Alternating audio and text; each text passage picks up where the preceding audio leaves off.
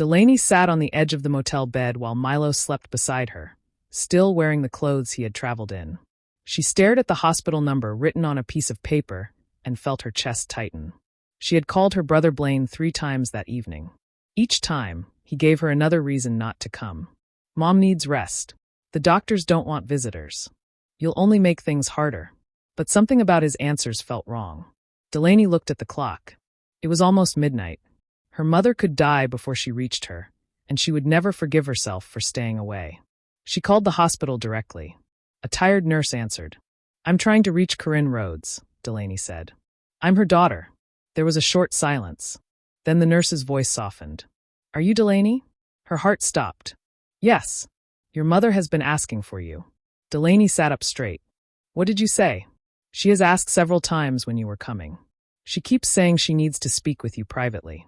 Delaney felt tears fill her eyes. Nobody had told her that. Not Blaine. Not Aunt Maribel. Nobody. The nurse continued, "She's very weak tonight. If you're planning to come, I wouldn't wait too long." Delaney thanked her and ended the call. For several minutes, she simply stared at the phone. Then Milo woke up. "Mommy." She quickly wiped her face. "We're going to Grandma."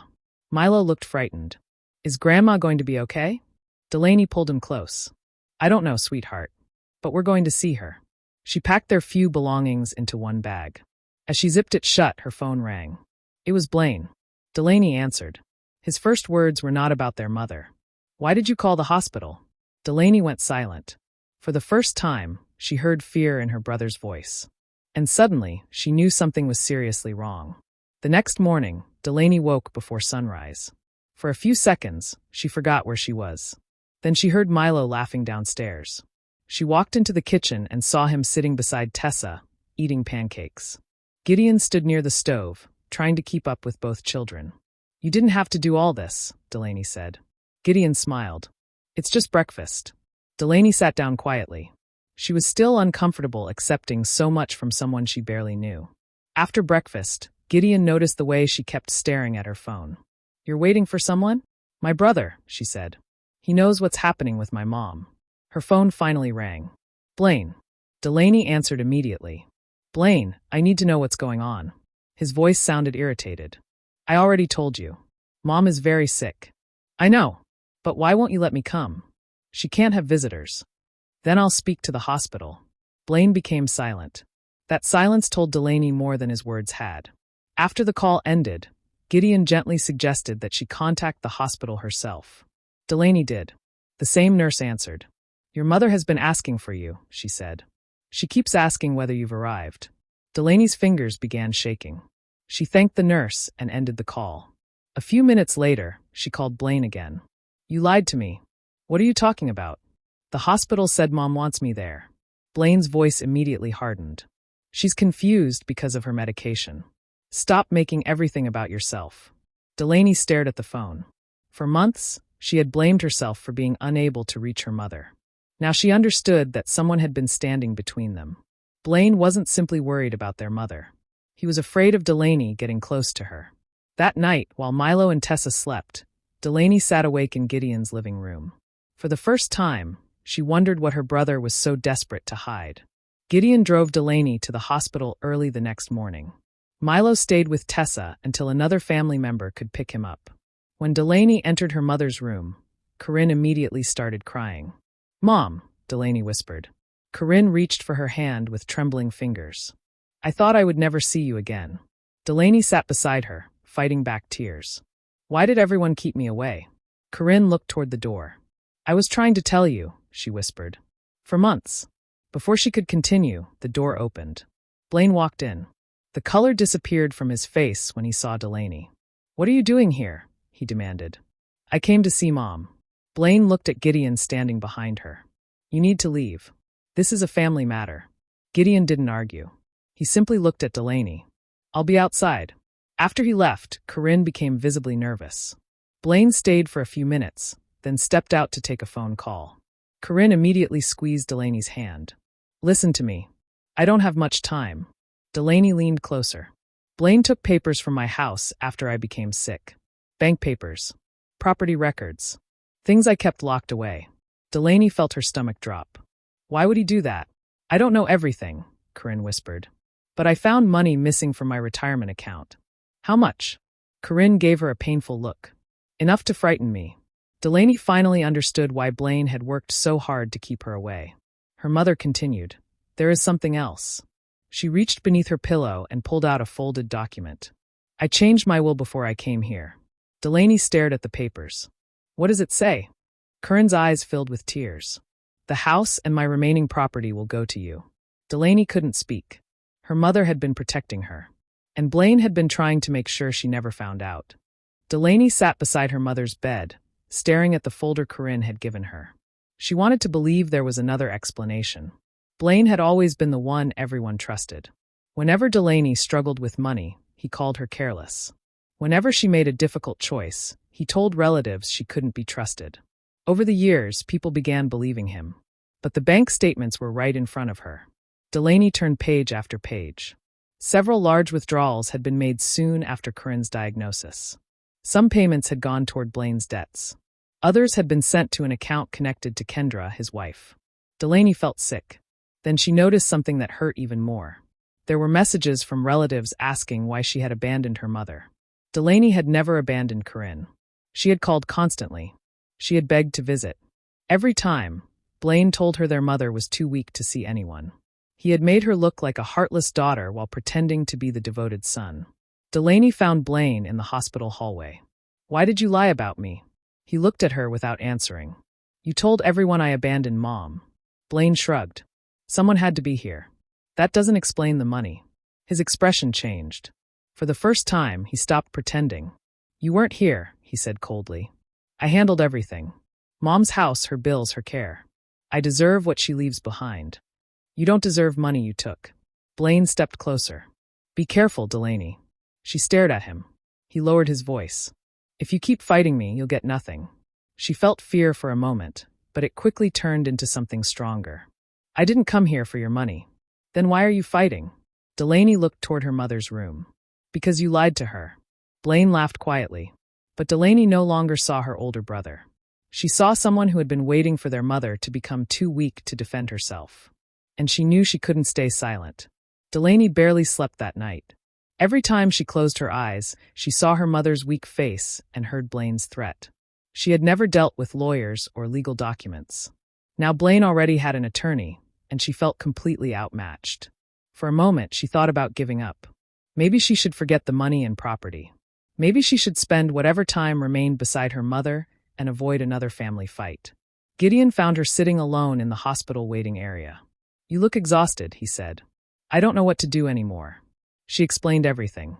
Gideon listened without interrupting. Then he said, Delaney, this isn't about getting your mother's money. She looked at him. It's about protecting her. His words stayed with her. You're not fighting because you want a house, he continued. You're fighting because someone may be taking advantage of a woman who is too sick to protect herself. Delaney wiped her eyes. That was exactly what she needed to hear. The next morning, she called an estate attorney named Sutton Vale. Sutton carefully reviewed the documents Corinne had given her. Her expression became serious. These signatures don't look consistent, she said. Delaney's stomach tightened. Sutton pointed to several transactions made while Corinne was hospitalized. Then she found a recently created power of attorney giving Blaine extensive control over Corinne's finances. This needs immediate attention, Sutton said. Delaney finally made her decision. She wasn't going to let Blaine rewrite what happened.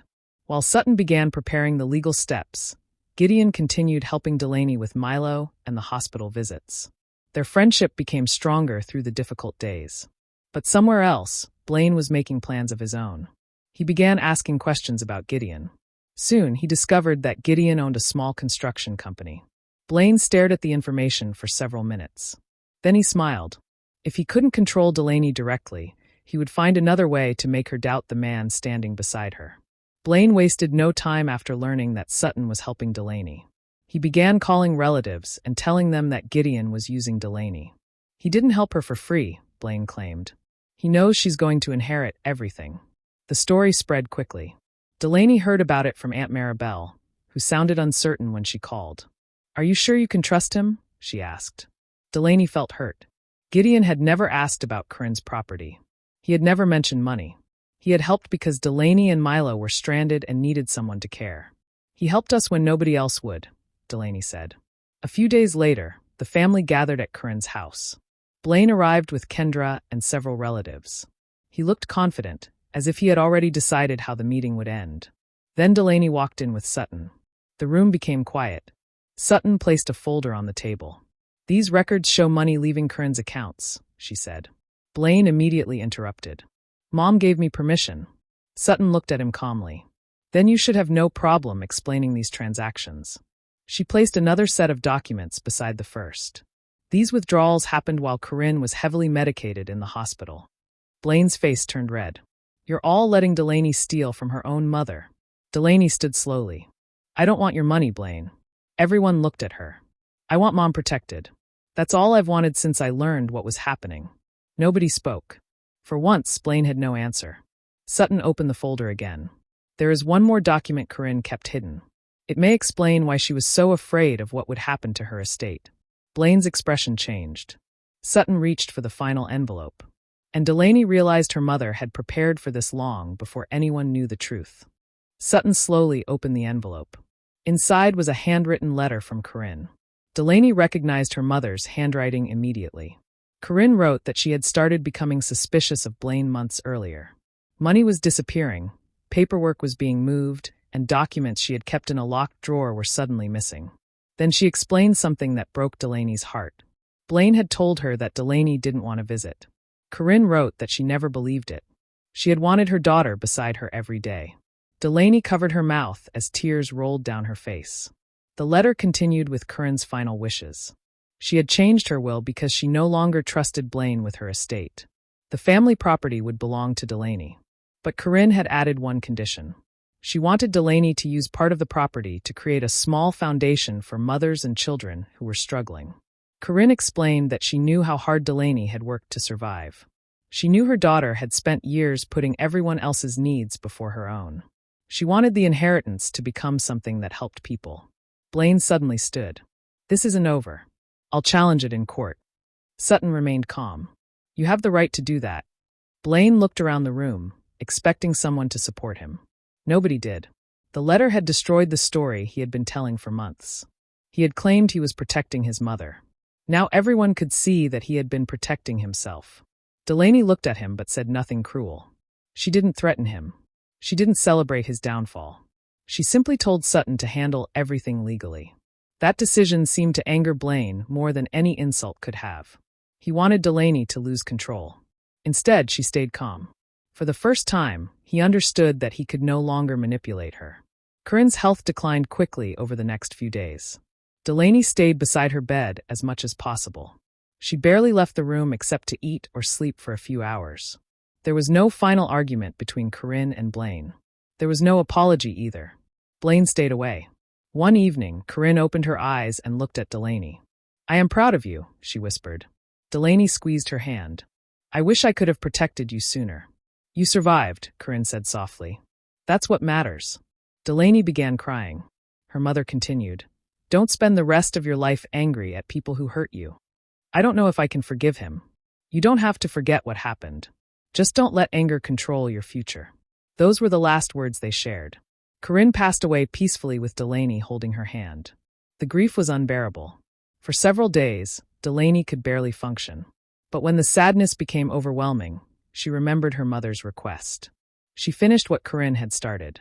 The investigation continued, and months later, the evidence proved that Blaine had improperly used his mother's money. He was ordered to repay a significant amount and lost his claim to control the estate. The family property legally became Delaney's. Blaine expected Delaney to punish him. She didn't. She didn't destroy his home or try to ruin his future. Instead, she sold part of the property and used the money to establish the foundation Corinne had wanted.